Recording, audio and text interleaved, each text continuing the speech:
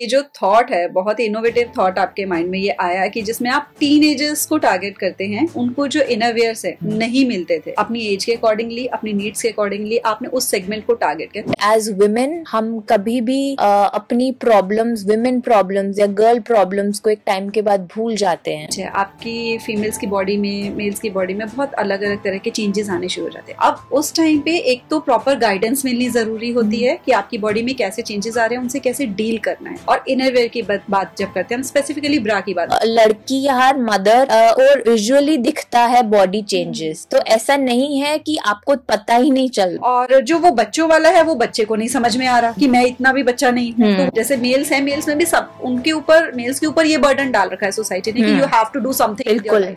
Innerwear एक बहुत ही male dominated industry है, एक बहुत बड़ी आयरनी है। इवन रिटेलर्स वो बेचते लड़कियों को है, अगर मैं एज अ ब्रांड उनको अप्रोच करूँ वो मेरे को अटेंड ही नहीं करेंगे। फेज होता है लाइफ का जिसे बहुत लोग नजरअंदाज करते हैं या एक बंद कमरे तक ही सीमित रखते हैं। वो कॉन्फिडेंट नहीं फील करेंगे अपनी बॉडी में। एब्सोल्युटली। तो ऑब्वियसली वो अपने शोल्डर्स को बेंड करके चलना शुरू करते हैं। बिल्कुल, पूरी लाइफ का उनका इम्पैक्ट हो गया। Hello and welcome to candid talks with me doctor Shikha. और आज हमारे साथ हैं डी चिका के को ओनर मिसेस रिचा कपिला, जो कि इंस्पिरेशन है हर एक उस फीमेल के लिए जिसकी आंखों में एक सपना है खुद कुछ बन गुजरने का। तो वो हमारे साथ बैठी हैं और आपको इंस्पायर करेंगे अपनी जर्नी से। और रिसेंटली उनको शार्क टैंक से भी फंडिंग मिली है, तो वो भी इंस्पिरेशन आपको जरूर मिलने वाली है उनसे। मोस्ट वेलकम रिचा जी, कैसे हैं आप? Thank you so much, thank you for having me. मैं बहुत अच्छी हूँ और बहुत एक्साइटेड हूँ आज आपके साथ बातें करने के लिए और कुछ सीखने और अपना जर्नी शेयर करने के लिए। जी, हम भी बहुत कुछ सीखने वाले हैं आपसे। तो डी चिका के बारे में मैं आपसे जानना चाहूंगी कि ये जो थॉट है, बहुत इनोवेटिव थॉट आपके माइंड में ये आया कि जिसमें आप टीनेजर्स को टारगेट करते हैं कि उनका जो इशू है, उनको जो इनरवियर्स है नहीं मिलते थे, अपनी एज के अकॉर्डिंगली, अपनी नीड्स के अकॉर्डिंगली आपने उस सेगमेंट को टारगेट किया। तो ये आपको आइडिया कहाँ से आया? इनिशियली क्यों हम सब टीनेजर्स रहे हैं, बट एज वुमेन हम कभी भी अपनी प्रॉब्लम्स, विमेन प्रॉब्लम्स या गर्ल प्रॉब्लम्स को एक टाइम के बाद भूल जाते हैं।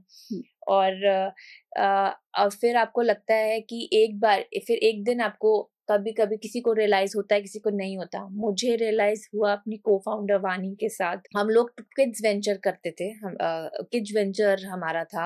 हमने अपना बिजनेस स्टार्ट किया था 2014 में और हम किड्स के प्रोडक्ट्स बेचते थे।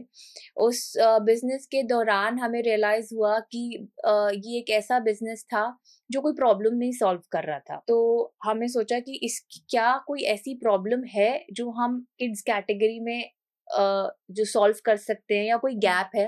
तब हमने इसके बारे में रिसर्च किया और हमें रियलाइज हुआ कि ये कैटेगरी है जो 8 साल से लेकर 18 साल तक के एज ग्रुप के लिए प्रोडक्ट्स है ही नहीं अवेलेबल मार्केट में। इस तरीके से अवेलेबल नहीं है कि जो इस एज ग्रुप के पेरेंट्स होते हैं या इस एज ग्रुप के बच्चे होते हैं, वो या तो स्मॉल साइजेस के लिए जाते हैं एडल्ट्स वुमेन कैटेगरीज में, या फिर बच्चों की कैटेगरी में जाके बड़े साइजेस ढूंढते हैं। और ये दोनों कैटेगरीज के छोटे साइज और बड़े साइजेस जनरली ब्रांड्स के पास अवेलेबल होते ही नहीं है। तो बेसिकली वो ही यूज कर रहे हैं या वो ही परचेज कर रहे हैं जो बचा कुचा है या जो उनके पास अवेलेबल है। तो चॉइस जैसी कोई चीज तो उनको मिल ही नहीं रही है। और आजकल की जनरेशन ऐसी है कि उनको अपने चॉइसेस और अपनी इंडिविजुअलिटी और अपनी जो चॉइसेस हैं उनको एक्सप्रेस करना और उनको अचीव करना उनके लिए प्रायोरिटी है। दैट्स व्हेन वी रियलाइज कि एक ऐसा सेगमेंट है जिसपे हमें फोकस करना चाहिए और उनके लिए। और इनरवेयर एक ऐसी कैटेगरी है जो उस एज ग्रुप के लिए बहुत ही इम्पोर्टेंट है, बिकॉज उस एज में लड़की वुमेनहुड में एंटर कर रही होती है। ठीक है, और वो एक बहुत ही प्रेशियस, बहुत ही इम्पोर्टेंट मोमेंट होता है या टाइम फेज होता है लाइफ का, जिसे बहुत लोग नजरअंदाज करते हैं या एक बंद कमरे तक ही सीमित रखते हैं। जो मुझे लगता है कि नहीं करना चाहिए, क्योंकि ऐसा नहीं है कि किसी को उसके बारे में पता नहीं है, पता सबको है। तो वो एक बंद कमरे में क्यों है, उसके बारे में बात करनी चाहिए और उसको इम्पोर्टेंस देना चाहिए। तो क्योंकि मैं इसी इंडस्ट्री में थी तो मेरा यही एक तरीका था मैं उस पे वर्क कर सकूं, तो हमने इनरवेयर पे वर्क किया और उसके बारे में बात करना शुरू करा। तो डीचिका is a brand, but are very important role जो डीचिका प्ले करता है वो है सोशल टैबूज के बारे में बात करना और वुमेनहुड, एडोलेसेंस, प्यूबर्टी जैसे टॉपिक्स, मेंस्ट्रुएशन जैसे टॉपिक्स को लोगों तक पहुंचाना और नॉर्मलाइज करना सोसाइटी में। बहुत अच्छा इनिशिएटिव है आपका। और इनरवेयर की बात जब करते हैं, हम स्पेसिफिकली ब्रा की बात करते हैं, उसमें क्या होता है कि बहुत सारी मदर्स ये एक्सेप्ट नहीं कर पाती कि मेरी जो बेटी है, डॉटर है, इसको कब वो चीज अवेलेबल करवाई जाए। और वो एज ऐसी होती है कि जो डॉटर्स होती है वो खुद से भी नहीं जाकर बोलती। और अगर राइट टाइम पे उनको राइट इनरवेयर नहीं मिलता है, बॉडी इमेज इश्यूज होते हैं, उनका ये जो शोल्डर्स होते हैं वो उसको श्रिंक करके चलना शुरू करती हैं। तभी जो पोस्चर होता है लड़कियों का बिगड़ जाता है टीनेज के बाद जाके, क्योंकि उनको राइट इनरवेयर नहीं मिल रहा, राइट सपोर्ट नहीं मिल रही, वो कॉन्फिडेंट नहीं फील करेंगे अपनी बॉडी में। तो ऑब्वियसली वो अपने शोल्डर्स को बेंड करके चलना शुरू करते हैं। पूरी लाइफ का उनका इम्पैक्ट हो गया इस छोटी सी चीज। बहुत मेजर इम्पैक्ट है। आपने बहुत सही तरीके से इसको एक्सप्लेन करा, I think better than us. I think it is बहुत ज्यादा इम्पैक्ट पड़ता है। और आपको एक बहुत ही लेटर स्टेज पे, मैं किसी को जानती हूँ मेरी फ्रेंड में जो she must be in her 40s और उनको लाइफ लॉन्ग बॉडी ब्रेस्ट की प्रॉब्लम हो गई है because she is not been able, she was not given the right size and the right bra in that age. मुझे लगता है बच्चों को एक्सपोजर देने से पहले खुद एक्सपोजर लेना बहुत जरूरी है। और आई थिंक वही बात आती है जब विमेन जो घर पे होती हैं वो उनको दुनिया में क्या हो रहा है वो जानना बहुत जरूरी है। तो आपको जब आप दुनिया में बाहर निकल के जानोगे और औरतों से बात करोगे और लोगों से बात करोगे, देखोगे दुनिया में और क्या हो रहा है, तभी आप अपने घर में चेंज ला सकते हो। बिल्कुल। मतलब चार दीवारी में सिमट कर अगर रह जाएंगे तो हमारा जो माइंड है वो ओपन ही नहीं होगा। तो ये जो शार्क टैंक का आपका एक्सपीरियंस था, तो आपने ये कैसे सोचा कि हमें यहाँ पहुंचना चाहिए, अपना डीचिका को इस प्लेटफॉर्म पर लेकर आना चाहिए, और आपका वो ओवरऑल एक्सपीरियंस अगर आप बताना चाहोगे कि कैसे उससे चेंज आया आपकी लाइफ में, कैसा आपका डिसीजन रहा वहां पहुंचने का? शार्क टैंक एक बहुत अच्छा माइलस्टोन रहा है डीचिका की जर्नी में। डीचिका की जर्नी बहुत लंबी है एंड ये एक इम्पोर्टेंट माइलस्टोन रहा है। इसमें काफी चीजें हमको क्लैरिटी मिली है बिजनेस को लेके, किस तरीके से हमें डीचिका को लेके हमें ये पता चला है कि ब्रांडिंग कितनी इम्पोर्टेंट है, सिर्फ मार्केटिंग ही सब कुछ नहीं होती है। जब हमने डीचिका में हम बाहर आए, नेशनल टेलीविजन पे लोगों से बात करी और अब एक्सपोजर किया, लोगों ने देखा कि इस ब्रांड के पीछे या इस कॉन्सेप्ट के पीछे कौन है, उनका क्या विजन है, ये क्यों ये कर रहे हैं, ठीक है, वो चीज जानना लोगों के लिए बहुत इम्पोर्टेंट रहा है। बिजनेस पॉइंट ऑफ व्यू में हमें कन्वर्जन बहुत अच्छा है। बहुत सारे ब्रांड्स का सब हमसे पूछते थे कि आप तो शार्क टैंक में आ गए, अब आपकी सेल्स तो बहुत हो गई होंगी, पर हमारी नहीं हुई, बट हमारे साथ और बहुत अच्छा हुआ। हमारा जो कन्वर्जन रेट था, फॉर एग्जाम्पल एक 100 रुपए की चीज पे पहले हम 30 रुपए खर्चते थे मार्केटिंग कॉस्ट पे, अब हम वही चीज 8 रुपए से 10 रुपए खर्चते हैं। तो अब हमारे पास हमें पैसा कम खर्चना पड़ता है और प्रॉफिट ज्यादा होता है उसी चीज को बेचने, तो हमारा कन्वर्जन रेट बहुत बेटर हुआ है। उसके अलावा हमारा जो ओवरऑल विजिबिलिटी है वो बहुत बेटर हुई है। हम प्रोडक्ट्स बेच पा रहे हैं जगह जगह पे, पहले हम लिमिटेड जगह पे थे, अब हम ज्यादा जगह पे बेच पा रहे हैं। आप कहाँ पे, मतलब आपका ऑफलाइन है कि आपका ऑनलाइन है? हमारे दोनों है। हमारा मेजरली ऑनलाइन में है। हम Amazon पे बेस्ट सेलर्स हैं, फ्लिपकार्ट पे है, मिंत्रा पे है, अजियो पे है। हमारी अपनी वेबसाइट है www.dchika.in में, वहां पे सारे प्रोडक्ट्स, वहां पे हम एक्सक्लूसिव प्रोडक्ट्स भी बेचते हैं जहाँ पे जो और किसी वेबसाइट पे नहीं होते हैं। तो सारे मार्केट प्लेसेस में, सारी वेबसाइट्स पे हम लोगों के प्रोडक्ट्स अवेलेबल है। ऑफलाइन में भी कुछ सिटीज में है जहाँ पे हम स्टोर्स में बेचते हैं। तो आई थिंक ओवरऑल बिजनेस में हमको कनेक्शंस बहुत अच्छे मिले, पार्टनर्स बहुत अच्छे मिले, लोग हमें अप्रोच कर, लोगों ने हमारे बारे में जाना और हमारे साथ काम करने के लिए पहले हमें चैलेंजेस होते थे सही लोग मिलना, अब हमें नए अच्छे लोग मिलना शुरू हो गए। तो I think overall business operationally हमको काफी बेनिफिट हुआ है। गुड। और डीचिका की जब आपने जर्नी ये स्टार्ट की थी तो आप एक ऐसा जो सोशल टैबू था उसको तोड़ने जा रहे थे कि हमें ये वाला कैटेगरी को जाना है, इस पे हमको एम्फेसाइज करना है, तो इससे रिलेटेड कोई चैलेंजेस आपने फेस किए कि आप ये वाली पर्टिकुलर इनर वियर में जा रहे हो? एंड क्या आपको लगा कि बीइंग अ फीमेल में कहीं जगह पे मुझे ऐसा लग रहा है कि मेरे को अगर एक मेल होता तो उसको ज्यादा बेनिफिट होता, वो ज्यादा अच्छे से कर पाता, मेरे को कुछ लिमिटेशंस हैं फीमेल होने की जो फेस करनी पड़ रही हैं, कुछ ऐसा आपको? बिल्कुल हुआ। सो इनर वेयर एक बहुत ही मेल डोमिनेटेड इंडस्ट्री है। ओके। हाँ, ये एक बहुत बड़ी आयरनी है। एक बहुत ही मेल डोमिनेट, जो भी मैन्युफैक्चरिंग होती है या जो भी इस इंडस्ट्री में फैब्रिक को लेके या जो भी लेके मैन्युफैक्चरिंग हो गया, इवन रिटेलर्स जो शॉप्स हैं वो बेचते लड़कियों को है, बट अगर मैं एज अ ब्रांड उनको अप्रोच करूँ वो मेरे को अटेंड ही नहीं करेंगे। एक कंपनी से एक मेल अप्रोच करना चाहिए डिस्ट्रीब्यूटर्स को, या फिर B2B में अगर आपको ऑफलाइन बेचना है। और अगर मेरे साथ यहाँ तक हुआ था कि एक दो बार जब मैं एक मैन्युफैक्चरर के पास गई और मैंने उनको बोला कि ये आपने बनाना है मेरे लिए, ये प्रोडक्ट मुझे चाहिए, तो उन्होंने मुझे कहा कि आपके बॉस कौन है, या आपके हस्बैंड से हम बात कर लेते हैं। तो ऐसी चीजें मुझे सुनने को मिली। तो ये सब एज फीमेल्स, और मैं काफी यंग थी, तो ऐसे मुझे बहुत जगह पे मिला, सीरियसनेस का इश्यू हुआ, लोगों ने मुझे सीरियसली नहीं लिया। तो ये चैलेंजेस रहे हैं, बट मैं भी मैंने कब करना तो है तो यही करना है और आपको मेरी बात सुननी पड़ेगी।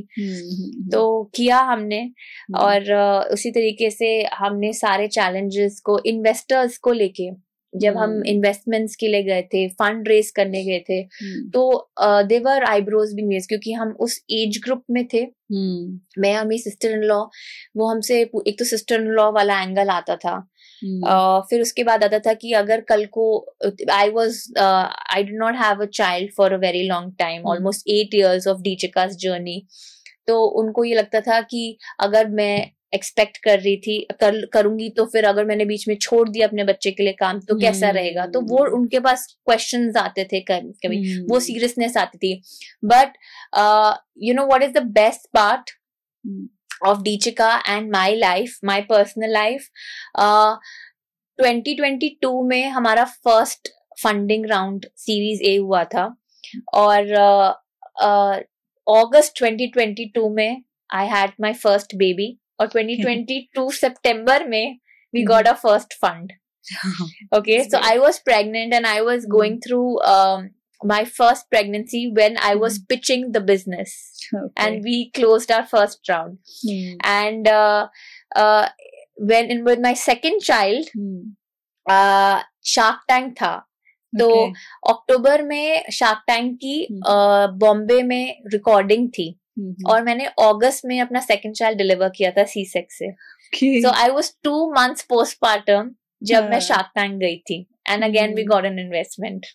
That's great. So our biological clock works like that. हमारा प्रोफेशनली और पर्सनली चीजें होती हैं, ठीक है, सब कुछ होती है। मैरी कॉम मूवी का एक डायलॉग है, आपने अगर सुना होगा, मुझे बहुत अच्छा लगता है वो, क्योंकि मेरी भी लाइफ में जो भी ऐसे पॉजिटिव चेंजेस आए वो सब, मतलब जैसे ही बेबी हुई उसकी टाइमिंग बड़ी मैच की साथ में ना। तो उसमें वो बोलते हैं कि माँ बनने के बाद ना शक्ति दुगनी हो जाती है। बिल्कुल। तो अब तुमको दुगनी मेहनत करनी है। वो मैरी कॉम को कहते हैं, मैरी कॉम के भी बेबी डिलीवर होते हैं, उसके बाद वो चैंपियनशिप के लिए जाती है। तो पता नहीं एक अंदर से क्या एनर्जी आती है कि हम कर लेते हैं फिर उसको। तो द लेवल ऑफ स्ट्रेस और द लेवल ऑफ चैलेंजेस लेने के लिए हम इतने ट्यून्ड होते हैं, और कई बार तुम सोचते हो कि तुम कैसे करोगे, बट तुम जब करने लग जाते हो ना तो सब हो जाता है। हाँ। और मैं तो I win my journey, and these are big milestones of my life, my personal and professional life, और बहुत बड़ी बड़ी चीजें हैं ये बेबीज एंड क्योंकि पूरा बिजनेस आज की डेट में फंड और उसके हिसाब से होता है। Shark Tank has been a big milestone, तो all of that has happened hand in hand together for me. So I think if my journey can inspire you in any way. I think that is it. अगर मैं कर सकती हूँ तो everybody can do it. Definitely. और जैसे आपने कहा ना कि मेल डोमिनेटेड इंडस्ट्री है इनर वेयर की, और वहां पर आप आए, आपने अपने आप को एस्टेब्लिश किया. यू नो व्हाट, कि जितनी आपकी तरह ही और आगे निकल कर आएंगी ना फीमेल्स, उतना ही बाकी फीमेल्स के लिए भी एक सेफर एनवायरनमेंट आ जाता है कि आपने वहां इनिशिएटिव ले लिया, आप वहां पर आ गए हो, अब बाकी भी आपको फॉलो करती आ सकती है. सेम आपने वो पाथ बना दिया. I think more than inspiring and for them to follow me, I just feel कि ये बताना जरूरी है कि आप लोग के साथ जो हो रहा है वो शायद बहुत लोगों के साथ हो रहा है. बिल्कुल. और ये बहुत ही नॉर्मल चीज है. शायद मेरी प्रॉब्लम और आपकी प्रॉब्लम सेम है, और मेरी फाइट और आपकी फाइट सेम है, पर वो फाइट हम दोनों ने इंडिविजुअली अपने लिए लेनी है. मैं एक बहुत ही सपोर्टिव फैमिली बैकग्राउंड से आती हूँ, तो कई बार इस हमारी फैमिली में भी ऐसे होता है कि जब मेरे हस्बैंड या मेरे फादर इन लॉ घर आते हैं और मैं भी ऑफिस से घर आती हूँ, तो बहुत ही नेचुरली होता है कि अगर मैं पहले आती है तो मैं उनको पानी ऑफर करती हूँ. पर कई बार अगर वो पहले आए होते हैं तो मुझे पानी ऑफर नहीं होता और मुझे भी रियलाइज नहीं होता, और मैं जाके खुद पानी ले लेती हूँ. क्योंकि हमें वो चीज कई बार हम इतने हमारे अनकॉन्शियस माइंड में इतनी चीजें डेवलप हो चुकी होती है कि हमें रियलाइज ही नहीं होता है कि वो भी तो मुझसे पानी मांग सकते थे. जबकि मैं ये एक बहुत छोटी सी बात है, और आजकल की जो लोग हैं, विमेन है, इससे बहुत बड़ी बड़ी प्रॉब्लम्स अपनी फैमिली में फेस कर रहे हैं, और जो फैमिली सपोर्ट इश्यूज हैं इतने बड़े हैं कि आई थिंक मैं शायद इमेजिन भी नहीं कर सकती. फैमिली सपोर्ट देखो बहुत इंपॉर्टेंट होती है, और आप भी बात कर रहे हो कि मैं बहुत सपोर्टिव फैमिली से आती हूँ. सेम गोज विद मी कि मैं भी बहुत सपोर्टिव फैमिली से आती हूँ. मोस्ट ऑफ द फीमेल्स ऐसी हैं that they have to ask for that support, for that help, और बहुत सी उनमें से फिर ऐसी हैं जिनको मांग कर भी वो सपोर्ट नहीं मिलती है, और बहुत सी फिर ऐसी रह जाती हैं जो उस सपोर्ट को मांगने के लिए हिम्मत भी नहीं कर पाती. बिल्कुल. उनके लिए क्या आप सजेशन देना चाहोगे कि जिनकी आंखों में सपना है बट सपोर्ट नहीं है? आई थिंक सपोर्ट एक कॉन्वर्सेशन से स्टार्ट होती है. मुझे लगता है इतनी सारी आजकल मूवीज बन रही है, इतना सब कुछ. जैसे वो दिल धड़कने दो में जो एक सीन था जिसमें प्रियंका चोपड़ा का जो हस्बैंड बनते हैं, टॉक्सिक होते हैं. हाँ, उन्होंने कहा कि मैंने इसको अलाउ किया था काम करने के लिए. एंड वहीं पे उन्होंने जो आई थिंक उसका कौन था, जावेद अख्तर का बेटे, क्या नाम है उनका, फरहान अख्तर ने बोला था कि अलाउ क्या होता है, यू नो, मतलब इट इज हर चॉइस कि उसको काम करना है या नहीं करना. सिमिलरली हर लड़की की अपनी एक चॉइस होती है कि काम करना है या नहीं करना. और अगर आपके पास फैमिली सपोर्ट की प्रॉब्लम है, जो आई थिंक बहुत कॉमन सिचुएशन है, मुझे आई एम श्योर हम दोनों को सुनते होंगे लोग और लड़कियां बोल रही होंगी कि हाँ इनको तो फैमिली सपोर्ट है तो ये क्या ट्रिप करेंगी. बट वी डू अंडरस्टैंड कि बहुत बड़ी प्रॉब्लम्स होती हैं, लोगों को नहीं चॉइस मिलती. मेरी मदर को नहीं मिली थी, तो ऐसा नहीं है कि मैंने वो देखा नहीं. I lived with my mother. मेरी मॉम जब उनकी शादी हुई थी तो एक बहुत अच्छी गवर्नमेंट जॉब में थी, पर उनकी शादी के बाद उनको बोल दिया गया था कि आपको काम करने की जरूरत नहीं है. और वो आज तक उस बात को लेके उनके दिमाग में वो कहीं ना कहीं बात है उनके. तो द पॉइंट इज कि पर उन्होंने फाइट नहीं किया उस टाइम पे, क्योंकि उस टाइम की जनरेशन अलग थी. उस टाइम की जनरेशन, आज भी वैसे लोग हैं.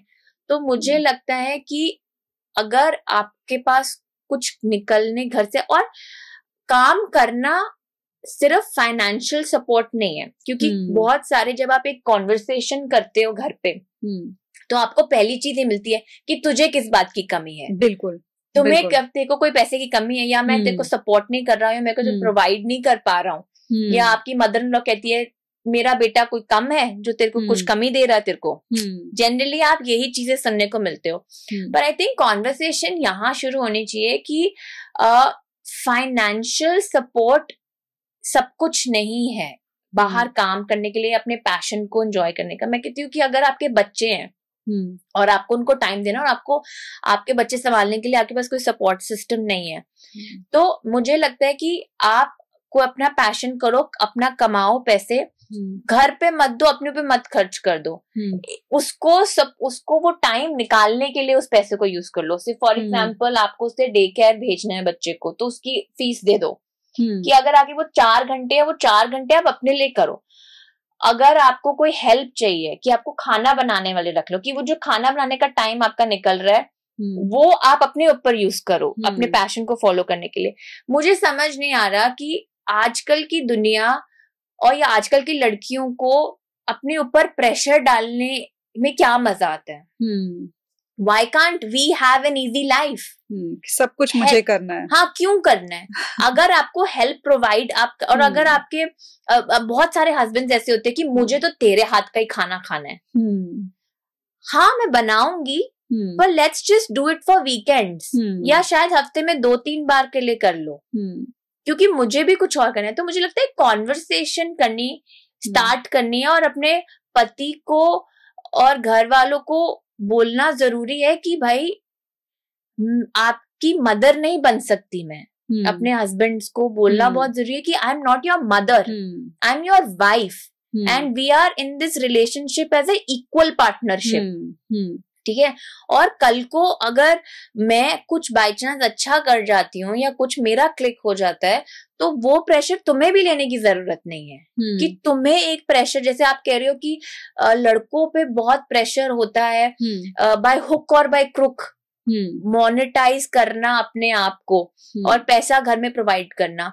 मुझे लगता है बहुत सारे लोगों और मेन को पे वो प्रेशर इतना भारी पड़ जाता है कि और उनको लगता है कि उसके अलावा कोई ऑप्शन ही नहीं है उनके पास, विच इज नॉट ट्रू।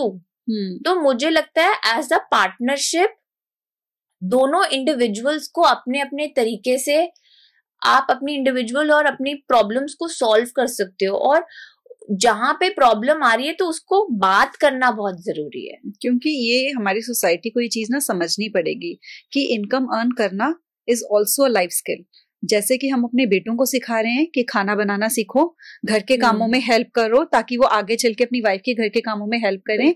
अब मोस्टली जो वर्किंग हस्बैंड्स हैं वो सुबह जाते हैं, रात को अगर आ रहे हैं तो वो बच्चे को देखते हैं। बिल्कुल, अब वो वाला माइंडसेट उतना नहीं रहा है, अगर कुछ एक होगा पार्ट ऐसे होंगे उस वाले माइंडसेट के, लेकिन मैक्सिमम ऐसे हैं जो सपोर्ट करते हैं।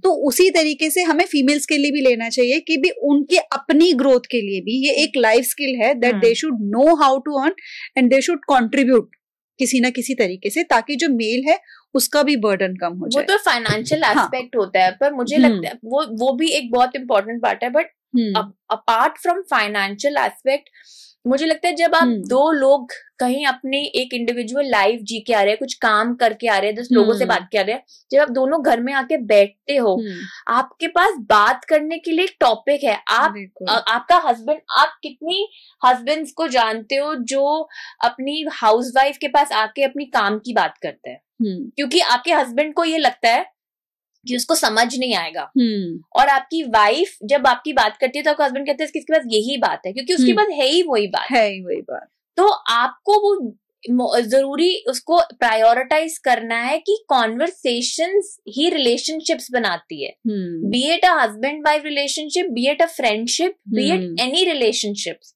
Conversation makes relationships. और अगर आप वो कॉन्वर्सेशन नेगेटिव करते हो तो रिलेशनशिप खराब करते हो, कॉन्वर्सेशन बंद करते हो तो रिलेशनशिप्स खराब करते हो। तो the more fruitful you have conversations, the better you have a relationship. ऐसी कोई प्रॉब्लम नहीं है या ऐसी कोई सोल्यूशन नहीं है जो आपको नहीं मिल सकता अगर आप उसे बात करके नहीं करोगे। तो the best part about women is कि हम लोग कंडीशनड उस तरीके से होते हैं कि अगर हम बाहर काम कर रहे हैं तो एफिशिएंटली वहां पे भी काम कर रहे होते हैं और घर के बारे में भी मैनेज कर रहे होते हैं। हमारे अंदर वो क्षमता है नेचुरली, जैसे ही भगवान ने हमारी बॉडीज को कॉम्प्लेक्स बनाया है तो हमारे को वो क्षमता भी दी है कि हम कॉम्प्लेक्स सिचुएशंस को मैनेज कर सके। बिकॉज हम अपनी कॉम्प्लेक्स बॉडीज को मैनेज करें तो हम एक्सटर्नल सिचुएशंस को भी तो मैनेज कर सकते हैं ना। It is just that how much you are open and confident and out to manage that.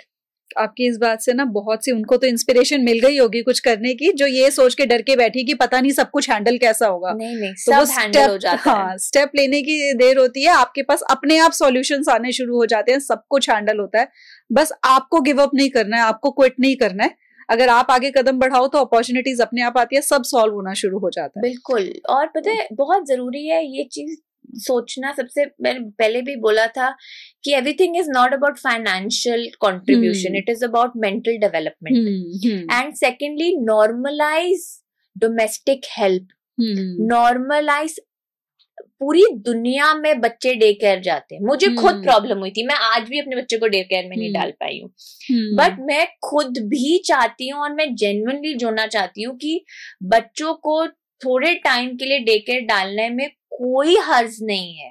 और मुझे लगता है कि पूरा दिन छोड़ने की जरूरत नहीं है। अपने पैशन को फॉलो करने के लिए रास्ते आपको खुद ढूंढने हैं, लोगों से खुद बात करने हैं। आई एम श्योर बहुत सारी फैमिलीज में ये आएगा, मेरी फैमिली में भी बहुत ये एक हिंड्रेंस आती है कि डे केयर में क्यों।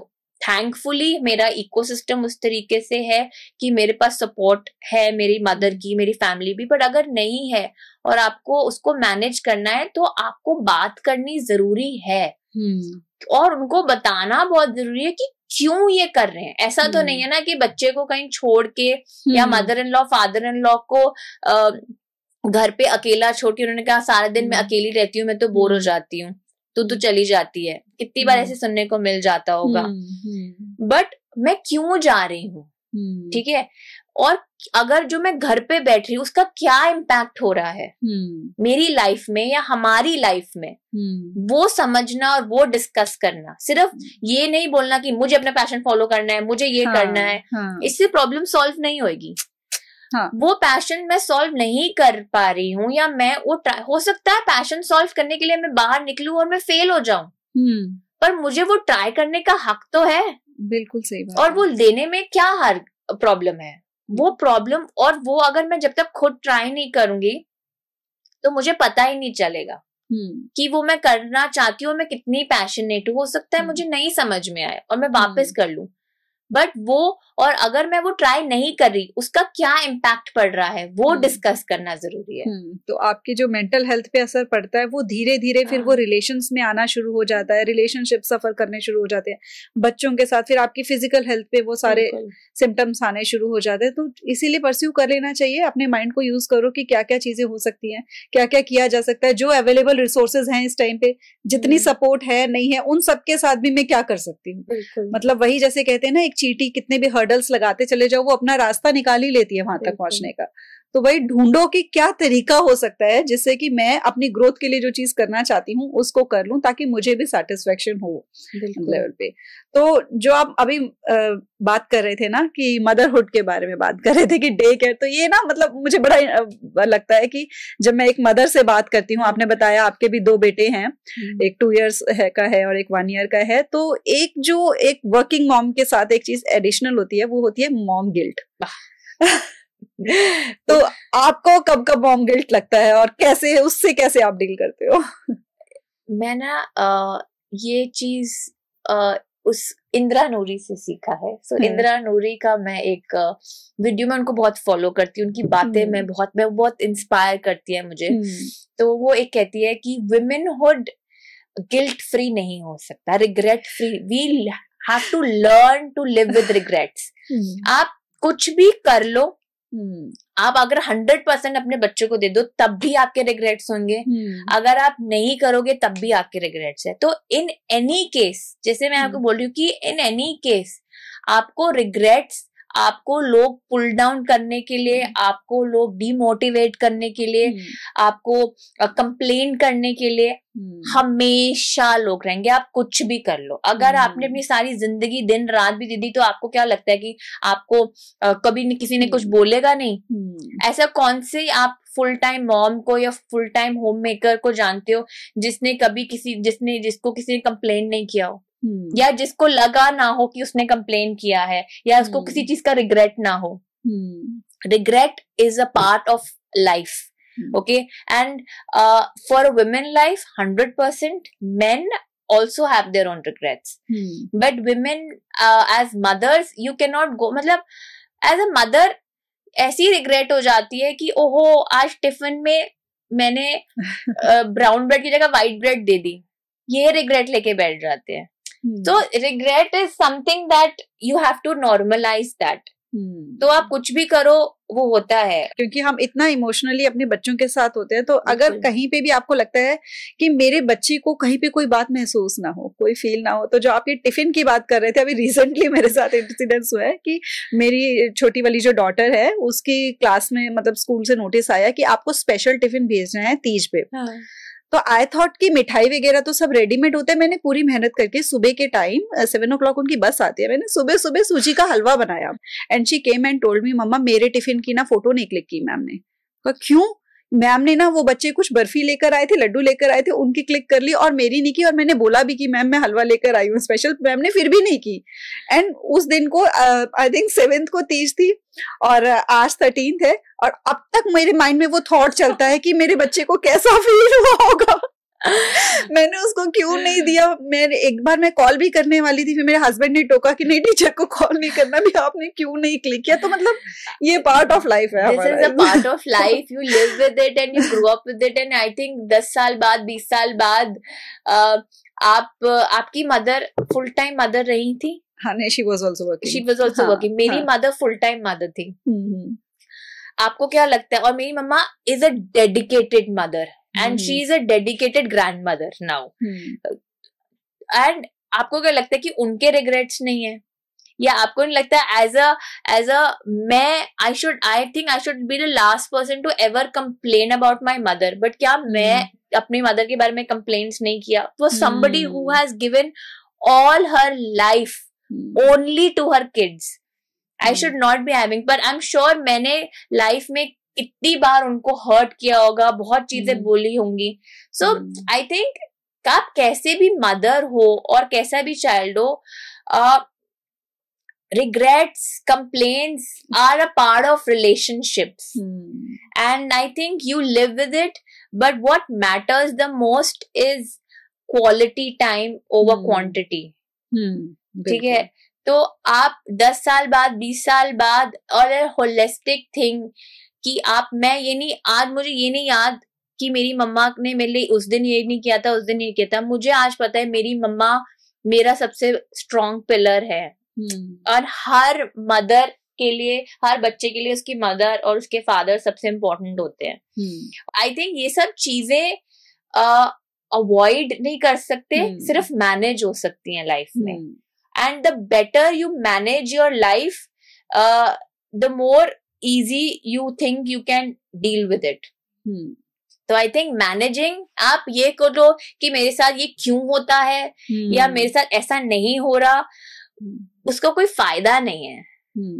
उसको कैसे डील करना है, हेक्टिक होता है तो डील करना है और अपना फिगर आउट करना है कि किस तरीके से आप उससे पीस ऑफ माइंड लो. And find that small moments जिससे आपको खुशी मिले. ठीक है. और लोगों को अगर आपके पास समझ नहीं आ रहा, कोशिश करो समझाने की, अपने फाइंड डिफरेंट वेज.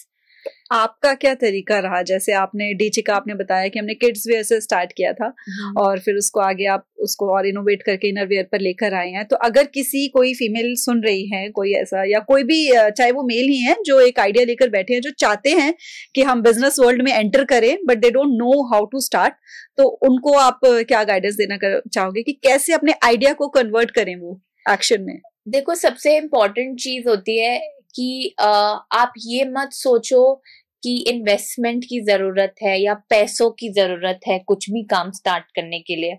पैसे ज्यादा हो या कम हो, अगर आपको कुछ अपना स्टार्ट करना है कर दो. ठीक है. और अगर आपको समझ नहीं आ रहा कि क्या स्टार्ट करना है या क्या है, मैं थोड़े दिन पहले अपनी एक फ्रेंड से बात कर रही थी. वो कॉर्पोरेट जॉब में पिछले 15-20 साल से है. वो बहुत थक गई है क्योंकि वो सुबह 5:30 बजे उठती है और रात को 10 बजे 11 बजे शी गोज टू बेड. तो कहती मैं अच्छा थक गई हूँ अभी करके, पर मुझे समझ नहीं आ रहा मैं क्या करूँ. और क्योंकि I am out and I am doing what I'm doing, तो बहुत लोग मेरे पास आते हैं कि हम कैसे करें, हम कैसे ढूंढे कि हमें क्या करना चाहिए. तो मैं उनको एक ही चीज बोलती हूँ कि कुछ तो अच्छा लगता होगा, उसको ढूंढो। अगर कुछ समझ नहीं आ रहा, आसपास कुछ चीजें हैं जो आपको लगता है कि कोई आपकी फ्रेंड है या कोई आपकी रिलेटिव है जिसका कोई स्किल है और वो उस स्किल को यूज नहीं कर रही है। अगर आपका अपना स्किल है तो आप यूज करो, और अगर आपके पास स्किल नहीं है, अपने आसपास देखो, किसी का कोई स्किल है जो वो यूज नहीं कर रहा, उसके साथ मिलके उस स्किल को यूज करो। आई एम श्योर आपके आसपास कुछ ना कुछ होगा जो एक बिजनेस की तरह कन्वर्ट हो सकता है या जॉब की तरह कन्वर्ट हो सकता है। कोई फ्रेंड्स होगी, कोई फैमिली होगी, बाहर जाओ, आपको कंप्यूटर समझ में आता है। I think you just have to look inside कि आपको कौन सी चीज पसंद आती है। सिर्फ आप ये सोचो कि मुझे पैसे कमाना है, पैसे कमाना है, पैसे कमाना है, तो आपको कुछ नहीं मिलेगा। पैसा is a byproduct of whatever you're doing.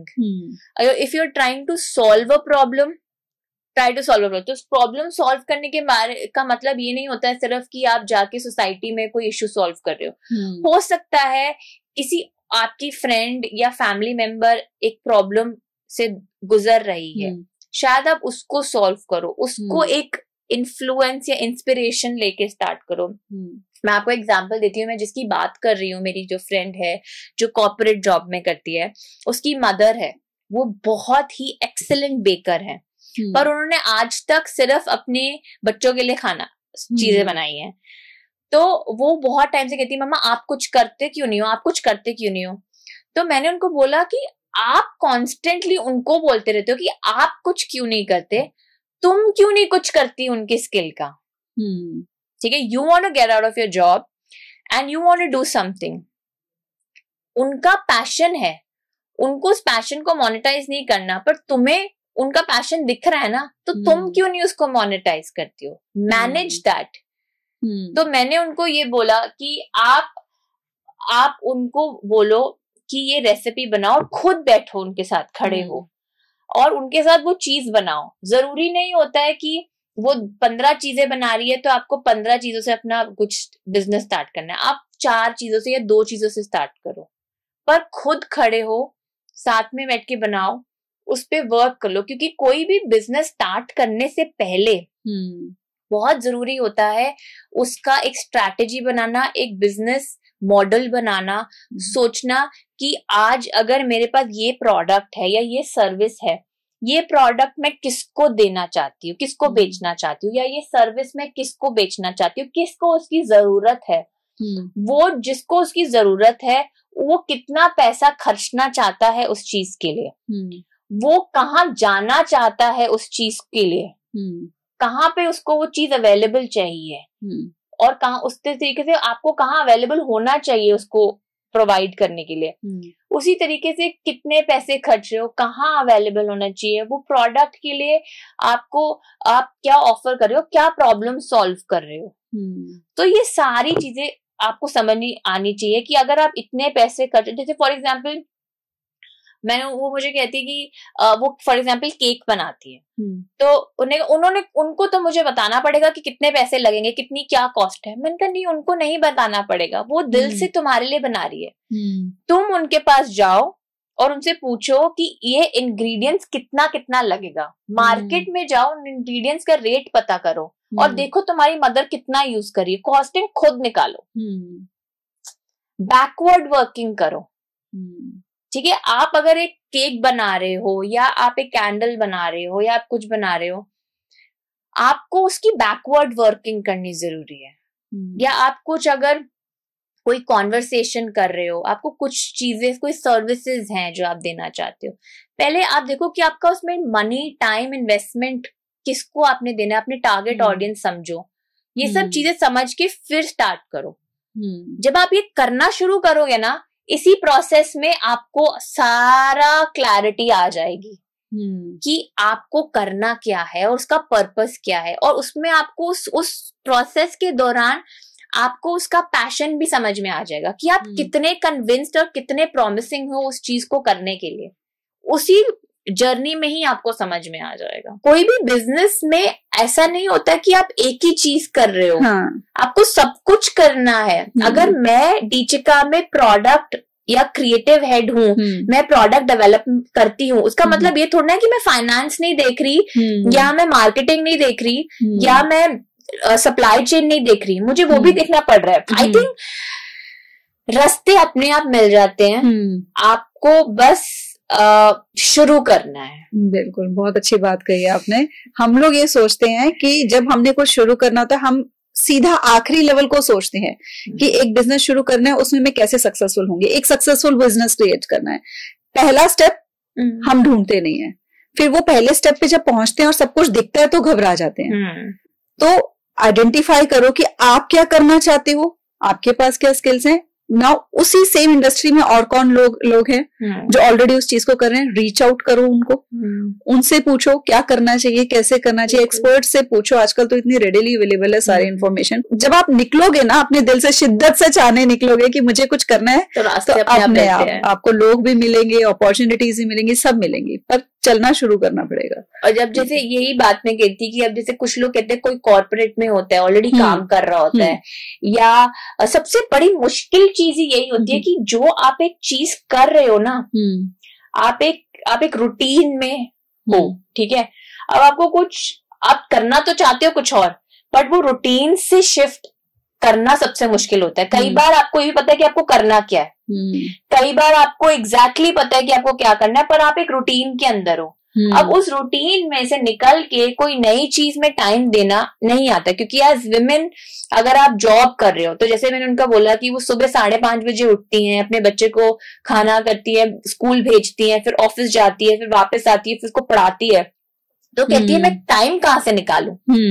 ये प्रॉब्लम होती है। या जब कोई घर पे होता है, या कोई हाउसवाइफ है या होम मेकर है, वो घर पे एक सर्टेन रूटीन चल रहा है उसका, वो रूटीन ब्रेक करके कोई नई चीज पे कैसे टाइम निकाले, वो सबसे बड़ी कई बार मुश्किल चीज होती है। फैमिली सपोर्ट भी एक अलग चीज है, पर ये कई बार एक ऐसी चीज है कि इससे कैसे निकले। तो मुझे लगता है कि आपको थोड़ा अनकंफर्टेबल होके अपना थोड़ा सा टाइम धीरे थोड़ा टाइम निकालो। क्या होगा, जो चीज आप 1 महीने में कर सकते हो फुल टाइम देके, वो आप शायद 3 महीने में कर लोगे, पर कहीं तो शुरुआत तो होगी। तो I think just try to be comfortable in being uncomfortable. ये एक ऐसी चीज है जो आपको, चाहे कॉन्वर्सेशन भी करना या लड़ाई भी करना, कई बार आप कैसे होते हैं कि यार मैं अपने ड्रीम्स मार देती हूँ, मैं क्या इस बात पे लड़ाई करूं या क्यों घर में कलेश करूं। बट अगर आपको लगता है कि वो कलेश या वो लड़ाई एक टेम्पररी सिचुएशन है for a longer and a better living, और ऑन अ फ्यूचर आपकी रिलेशनशिप को बेटर इम्पैक्ट करेगी, you probably will financially help in the family or in the house, or you will have a better conversation, you will have your own things to discuss with your family and your friends and your husband. तो आप probably आपके relationships better होंगे on a longer span of time. but अगर आपको initially उसको करने के लिए थोड़ा सा प्रॉब्लम करनी पड़ेगी, लड़ाई करनी पड़ेगी या अनकंफर्टेबल होना पड़ेगा अपने अंदर, तो बी इट। सबसे बड़ी किसी भी इंसान की जो सबसे बड़ी जंग होती है ना, वो अपने आप से होती है। बिल्कुल सही बात है, अपने दिमाग से होती है। आधी प्रॉब्लम्स लाइफ में आपने खुद अपने अंदर ही क्रिएट की होती हैं। ऋचा जी, आप बता रही थी कि आप 2 पार्टनर्स हैं जी डीचिका में, आपके साथ आपकी सिस्टर इन लॉ है, ननद आपकी, राइट। तो ये कैसा कॉम्बिनेशन बना कि आप बिजनेस पार्टनर्स बन गई, जहां भाभियां और ननद की आपस में 2 दिन 3 दिन में घर में बहुत सी ऐसी है कि जिनकी नहीं बन रही होती, तो आप लोगों ने ये डिसीजन लिया कि हम बिजनेस भी साथ मिलकर करेंगे और सक्सेसफुली आप उसको रन भी कर रही हैं। तो ये रिलेशनशिप कैसे आपने बॉन्ड बिल्ड किया है, और क्या बाउंड्रीज आपको लगा कि सेट करनी जरूरी थी कि जो हमारा प्रोफेशन है वो हमारी पर्सनल लाइफ में ना इंटरफेयर करे? यस, वेरी इंपॉर्टेंट थिंग आपने जो बोली है, आई थिंक दैट इज वो ही हमारा सबसे बड़ा पिलर रहा है रिलेशनशिप में, कि प्रोफेशनल और पर्सनल हमने हमेशा बहुत बहुत ही एक डिफरेंट रखा है, दूर रखा है। डीचिका के ऑफिस में ना ही वो मेरी ननद है और ना ही मैं उनकी भाभी, और कितनी बार ऐसे होता था कि हम ऑफिस में लड़ झगड़ के किसी काम को लेके घर आते थे और रात को बैठ के या शाम को आराम से चाय पी रहे थे और एक ही डिनर टेबल में बैठ के हंस के बातें कर रहे होते थे, बिकॉज जो हमारा ऑफिस में होता था वो हमारा ऑफिस में रहता है, और वो जो एक हमने बाउंड्री बनाई हुई है। और सबसे इम्पोर्टेंट है किसी भी पार्टनरशिप में ये बहुत जरूरी, हमने एक क्लियर, आपने आई थिंक शार्क टैंक में भी देखा होगा, बहुत क्लियर लाइन हमने ड्रॉ करी हुई है अपनी रिस्पॉन्सिबिलिटीज को लेके, प्रोडक्ट को लेके, क्रिएटिव को, ब्रांडिंग को लेके। अगर कुछ डिसीजन है वो decision is my decision over hers, और कुछ भी डिसीजन अगर फाइनेंस को या सेल्स को लेके होता है तो हर कॉल, हर decision is the top most priority. तो आई थिंक वो रिस्पेक्ट एक दूसरे के काम को लेके वो रखना बहुत जरूरी है। अगर आप पार्टनरशिप क्या करते हो, पार्टनरशिप का मतलब ये होता है ना कि लॉसेस में भी साथ और प्रॉफिट्स में भी साथ, तो वही चीज ऑन अ डेली बेसिस पे आपको रखनी पड़ती है कि अगर कल को सेल्स को लेके या प्रोडक्ट को लेके कोई फेल डिसीजन हुआ है तो वो फेल डिसीजन की भी रिस्पॉन्सिबिलिटी हमारी है, और वो दूसरा बंदा भी यही कह रहा है कि हाँ ठीक है तूने डिसीजन लिया और ये गलत हो गया, पर कोई बुरा नहीं मानेगा क्योंकि वो डिसीजन मेरा है और मेरी रिस्पॉन्सिबिलिटी। तो respecting each others decision at the time of failure and at the time of success is something that हमने हमेशा प्रायोरिटी दी है। तो वो चीजें कुछ है हमारे गाइडलाइंस जो हमने 10 साल से मेंटेन करके रखी है और अभी तक कर रहे हैं, विच जो हमको सपोर्ट करती है और सक्सेस की तरफ लेके जाती है। तो ये बात वहीं पर आ गई जो आप कर रहे थे कि भी जो फीमेल्स होती हैं एक्सट्रीमिज्म में जाती हैं, अगर एनिमीज हैं तो दुश्मनी भी पक्के दिल से निभाती हैं, और अगर दोस्ती हो गई है, प्यार का रिश्ता बन गया तो वो भी पक्के दिल से निभाती हैं और करोड़ों भी साथ में कमा लेती हैं।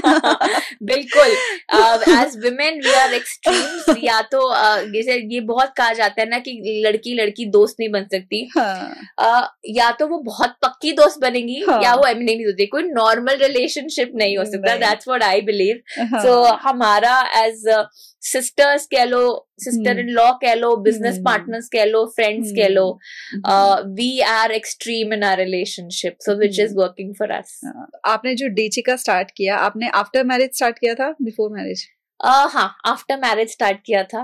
सो मेरा पहले मैं इनिशियली काम करी तो मेरा ऑफिस बहुत दूर था, और जैसे विमेन चैलेंजेस की हम बात कर रहे हैं तो ये भी एक चैलेंज था मेरे लिए, क्योंकि मेरे जो फादर इन लॉ हैं और जो मेरे हस्बैंड है उनका फैमिली बिजनेस है, तो उनके ना फैमिली कल्चर ऐसा था कि दोपहर को हमेशा घर आते थे खाना खाने के लिए।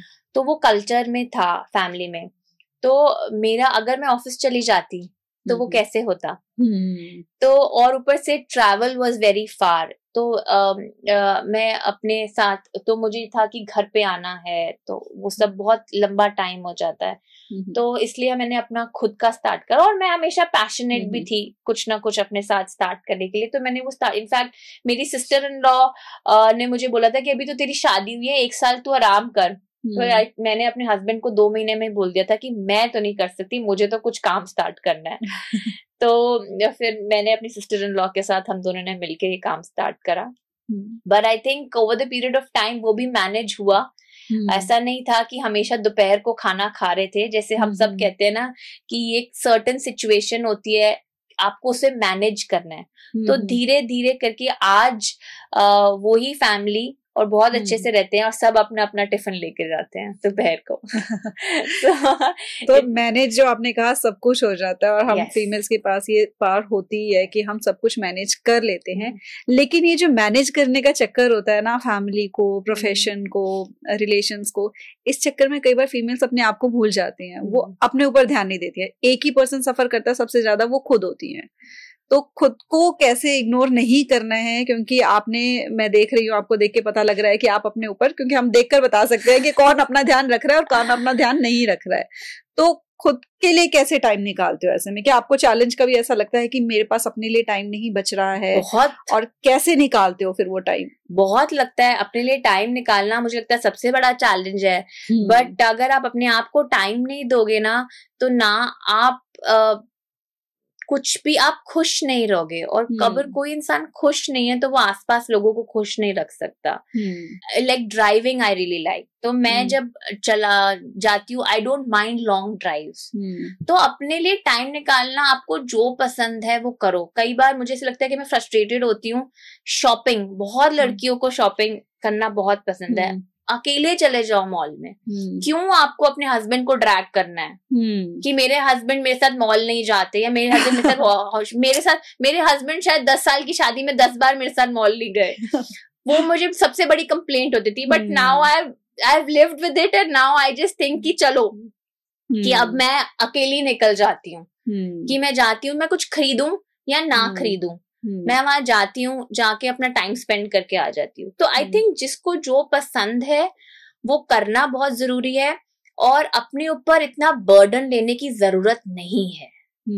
Normalise easy life, normalize self care. मतलब क्योंकि आप लड़की हो और आप फीमेल हो, उसका मतलब ये नहीं है दुनिया इतना कहते फीमेल्स ये कर रहे, फीमेल वो करने, तो उसका मतलब ये नहीं कि आपको भी करने की जरूरत है। It's okay, you can just sit. अगर आपका काम पड़ा हुआ है तो पड़े रहने दो यार, नहीं मन कर रहा करने का। कोई गोल्ड मेडल कहीं से नहीं यार, कोई गोल्ड मेडल आपको काम करके भी गोल्ड मेडल नहीं मिलेगा, नहीं करके भी नहीं मिलेगा। एटलीस्ट आपको थोड़ा सा आराम मिल जाए। तो अब हम एक क्विक सा रैपिड फायर राउंड करते हैं। टी लवर और coffee lover? Coffee lover. Who is your inspiration? Is my mom, or if you call somebody some popular celebrity, then I think Indra Nooyi is somebody that she inspires me a lot. But अगर मैं personal life में, तो my mother. That's great. Okay, one word that describes you. Wild child. So आप अपने दिन की शुरुआत कैसे करते हो? I hug, I kiss my babies. And मैं शांति से थोड़ी देर बैठती हूँ। और आई थिंक ये कहने की बातें होती है, बहुत लोग कर नहीं पाते, but genuinely gratitude. One advice जो आप अपने यंगर सेल्फ को देना चाहोगे, 18 years old? 18 years old पढ़ लेना चाहिए था मुझे। और आई थिंक एजुकेशन एंड पढ़ाई को मुझे seriousness देनी चाहिए थी। Sometimes I feel that. Describe Dechika in one word. Confidence. Okay. Biggest learning from Shark Tank? That business is just not for creating money or making profits. Business is about telling the people why you have started the business, and telling the people whatever you're doing, what is the problem that they're solving, what is the purpose behind the business, and not just making profits. So I think branding over performance marketing is what we've understood. कितना importance है branding का, सिर्फ communicate करना कि आपका जो brand का purpose और vision क्या है, और वो खुद communicate करना बहुत जरूरी है. I think that's where Shark Tank has taught us. Okay, so one habit that you want to change in yourself? One habit that I want to change in myself is बहुत सारी habits हैं, मैं सोचूं कौन सी वाली बोलूं, but patience. I think I want to build some more patience in life. Okay. I think most of the females want to. तो आपका favorite time दिन का? Favorite time is breakfast time, because that's when we all sit together and we have a meal. I spend the maximum time with my husband on my breakfast table. Very good. बहुत अच्छा लगा आपसे बात करके ऋचा जी। बहुत सारी चीजें समझ में आई हैं, बहुत सारी चीजों ने मुझे भी इंस्पायर किया है, और डेफिनेटली ऑडियंस को इंस्पायर किया होगा, और बहुत सारी ऐसी होंगी जो सपने लेकर बैठी हैं, अब उन पे इम्प्लीमेंटेशन करना शुरू करेंगी। Thank you so much for joining. Thank you so much. Thank you so much for having me.